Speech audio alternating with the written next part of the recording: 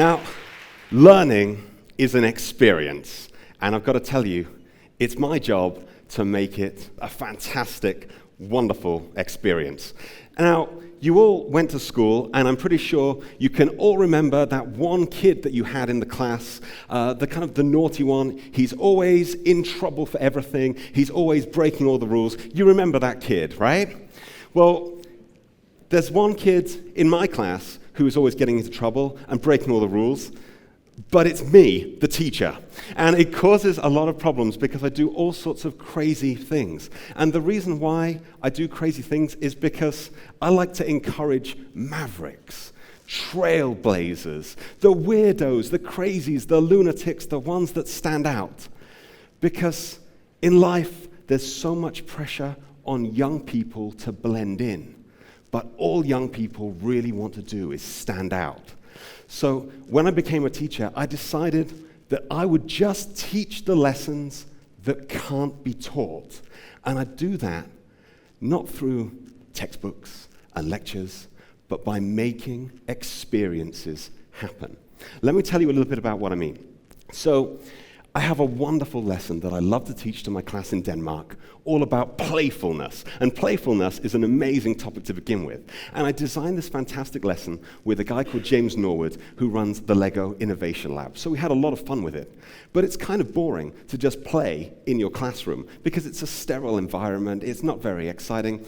So I thought what we should do is we should take all of the students, put them on a plane from Copenhagen to California, and have the lesson about play on Venice Beach. And it was a wonderful experience. As you can imagine, it's so much better to be on the beach pretending to be in Baywatch than to be stuck in a classroom. I got into an awful lot of trouble for that lesson, but it was so popular, I did it 3 years in a row. And then I wanted to teach students what it means to design experiences, because I'm obsessed with experiences. So I thought I'd give them a lecture on experience design. Sounds like a normal thing, but I did it on a roller coaster, and it's terrifying. This was a terrible idea. Do not ever give a lecture on a roller coaster. The screaming gets in the way of your presentation.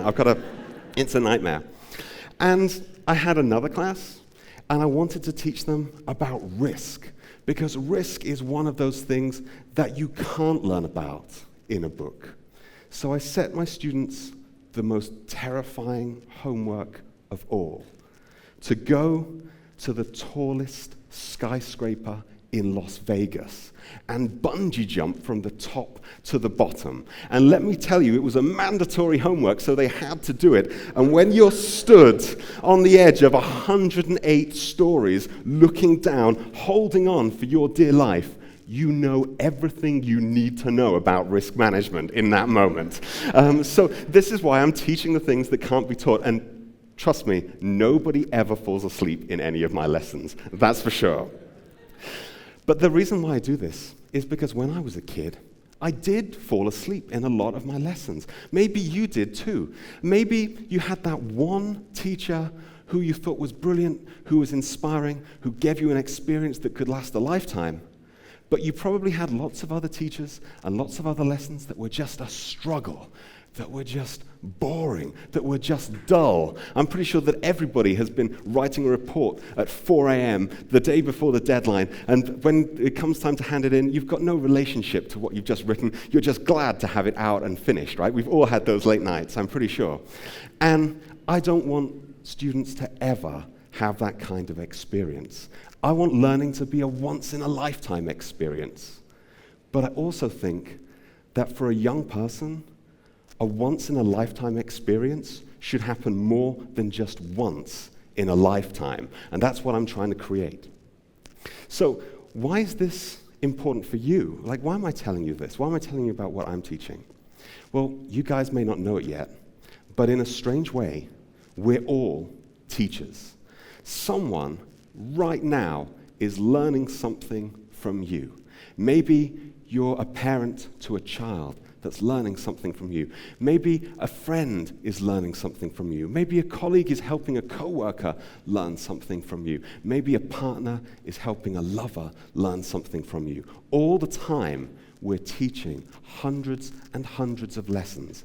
And it's really important that we make the most out of those lessons. Because once you've had a bad experience, you can't unlearn that lesson.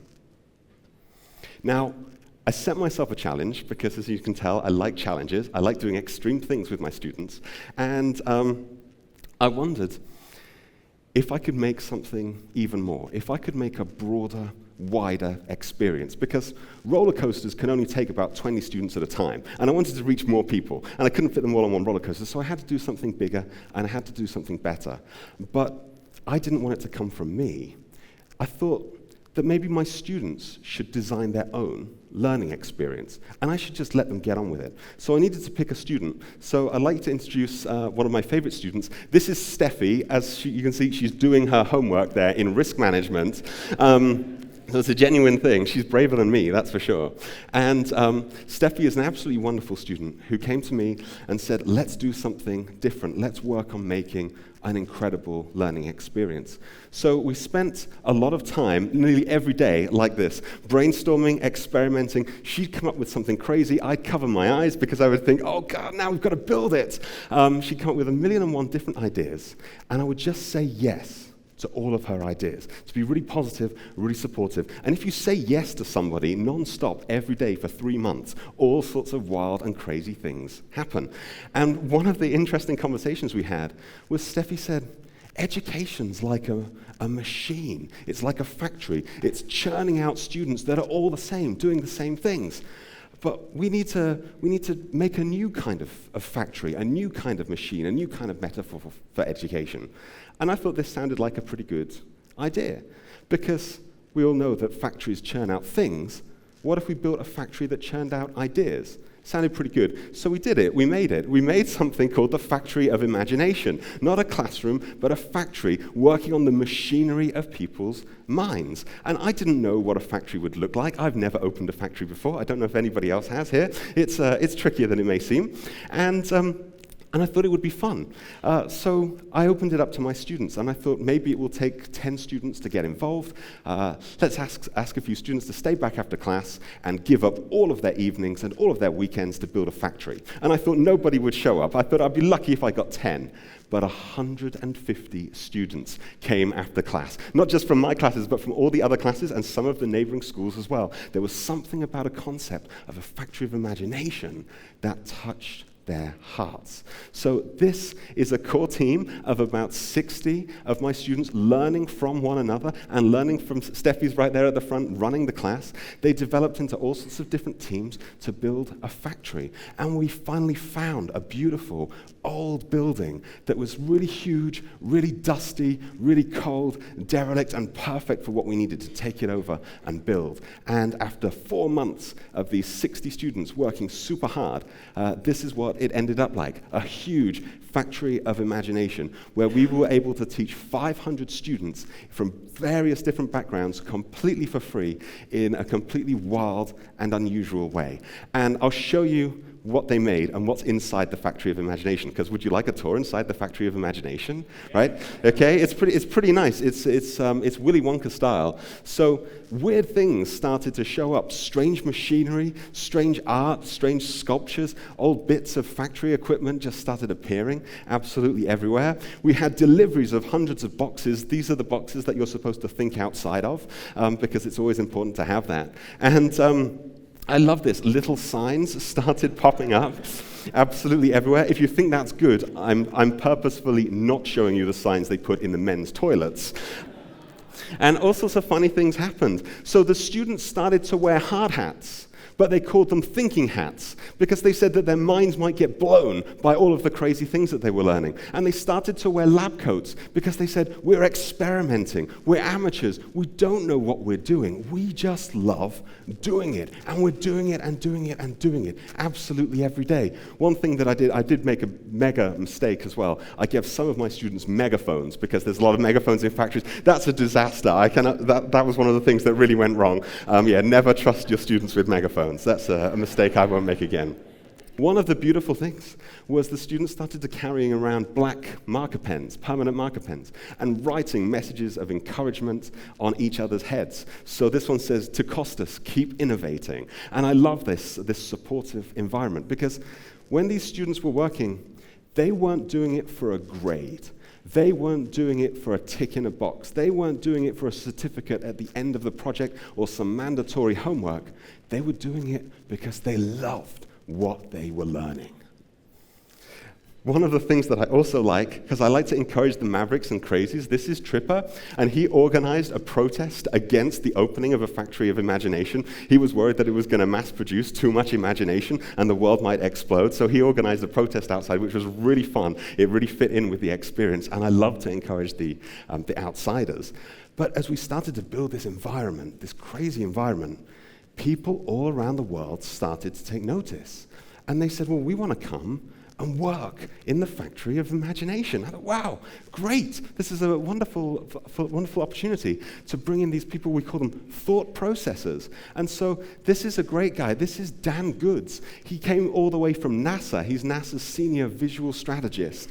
And he flew in to completely for free to teach all the students about the wonder and joy of the universe. And nobody knows more about the imagination of the universe than the visual strategist from NASA. We had Google sent over Morten Just, who's the designer for the Google Glass and the Android smartwatch, and he was showing people what it really takes to think in completely new ways. And we had lots of different thought processors who came from all over the world, and it was really wonderful. It made a fantastic day and a fantastic event, learning through experiences.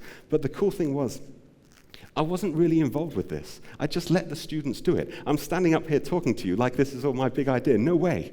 This is made by hundreds of young people who were desperate to do something different. And it was really different because the TV shows started broadcasting live from inside our factory. Nobody broadcasts live from a boring classroom, but inside a factory, sure, why not? And radio stations and newspapers and all sorts of fun stuff. And so, yeah, we had 500 people, 500 young students who all came for free, and 100 businesses as well. It was as many as we could possibly pack into this huge factory. And it was really important to me that everything about this was completely free and completely open, because from my point of view, anybody who wants to learn should be able to learn. And that's what I'm trying to give out. And it was all down to these guys, really hardworking, fantastic students. But what was funny was after putting them through the motions of no sleep, no credit, no nothing, they were just doing it because of a burning desire, they said, Adam, this is so much fun. Can we do it again and again and again? And can we make it bigger? And can we make it better? Because there's something about this that's really special. And it didn't really hit me that there was something special until I started reading what the students were talking about, what they were writing about. And when I asked them what they learned, they didn't tell me that they learned skills for project management or construction or event organizing or logistics. They told me that it changed their life because they had a fantastic experience and they wanted to share it with everybody else. And they asked me to share it with you, so that's why I'm here. Now, TED is all about ideas worth spreading. And so now I realize I'm in charge of a factory that makes ideas. So we've got buckets and buckets of ideas that we want to spread around the world. And my students love this concept so much that they want to put factories of imagination in every city and in every town. Because after going through a process like this, they realize that no lesson should ever be boring, okay? There's no need for it. There's no need to be the kid asleep. And they want to put an end to that. So we need a new metaphor for education. It's not a machine for cookie-cutter, boring things. It's a metaphor for imagination, creativity, and doing something a little bit different. So they asked me that if you'd want to be part of this, just get in touch, not with me, but with the factory workers. If you want to join in, this is something for you, because we want to throw the doors open to the entire community, to the entire world. You're all teachers. You've all got a lesson to share, and we'd love it if you would share it at the Factory of Imagination. There's one last thing before I go. Something that really touched my heart was when this was all over, the day after, I opened up the newspaper of the Danish broadsheet Politiken. And it's the big, big broadsheet newspaper. And in the education section, there was 2-page spread right there with Factory of Imagination. And in the top corner, it said, the world's best lesson. And I want to invite you all to the next world's best lesson, because every year there's more students hungry to learn more things. So please think about how you, together with me, can change the world through making learning an experience a really fantastic experience. Thank you.